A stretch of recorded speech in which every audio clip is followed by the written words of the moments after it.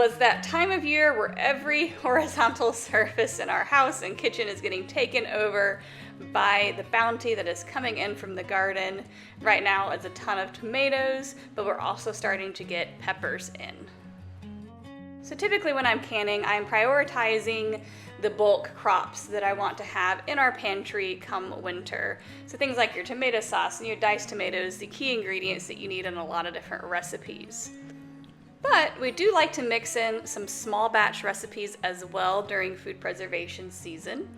And these are things that you don't need in bulk. I don't need 50 quarts of Cowboy Candy, which is what I'm making today, but a couple half pints here and there throughout the summer as I have extra jalapenos is a great way to have a nice condiment or topping come winter that makes charcuterie boards and burger nights and pizza nights a little extra special.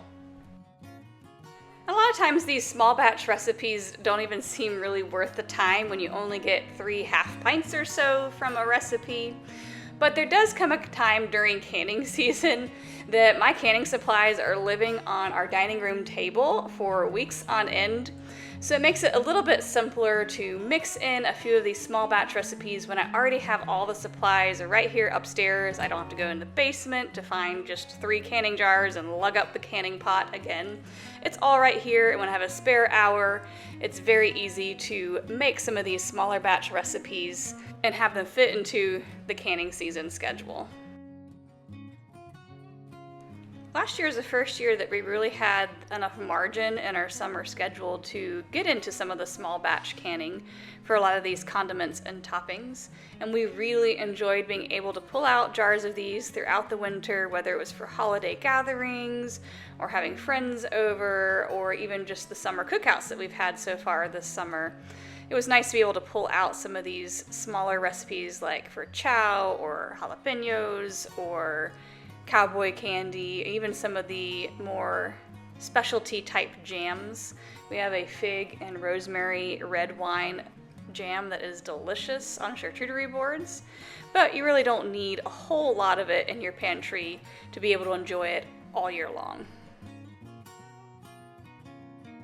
So the recipe I'm making today is for Cowboy Candy, and as you can see, I am wearing a glove on my left hand as I am chopping, as I knew that some of these were going to be pretty spicy since they were red and cracked. But this recipe does not take very long to put together. You simply get the candying brine simmering on the stove while you chop your jalapenos, and by the time that you get your jalapenos chopped, it's ready to toss them in, and they just have to simmer for about 5 minutes before you put them in the cans. And for at least the half pints, they only process for about 10 minutes.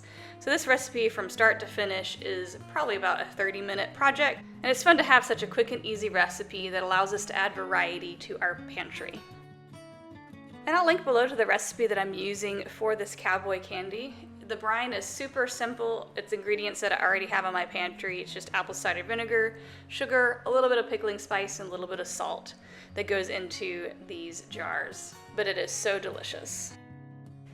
Additionally, it's really nice to have some of these small batch canning recipes help break up the monotony of processing, say, all of the tomatoes that I have coming out of the garden.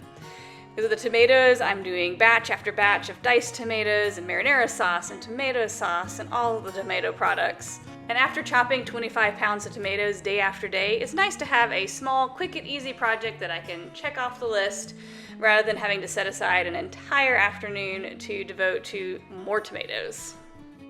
Plus, a lot of these small batch recipes make excellent gifts. Especially if I have extra of these around the holiday season, I do give them away to friends and family that would appreciate them. It also is a great thing to be able to trade with other homesteaders and gardeners to compare recipes and try out different flavors of jams and jellies and pickles that you may not have thought about trying in your own kitchen. And it's a great way to add more recipes to your canning repertoire, because there are years where you have an overabundance of certain crops and you're going to be trying to find different ways to preserve them. They're not the same old, same old. So it's a great way to use community to learn from by just swapping jars around. Well, thank you for joining me in the farmhouse kitchen today as I preserve a small batch of Cowboy Candy. I hope you enjoyed seeing one of the recipes that we are preserving in our kitchen this summer. If you have any other small batch recipes that you love making every year, I'd love to hear about them in the comments down below. But with that, I'll catch you next time.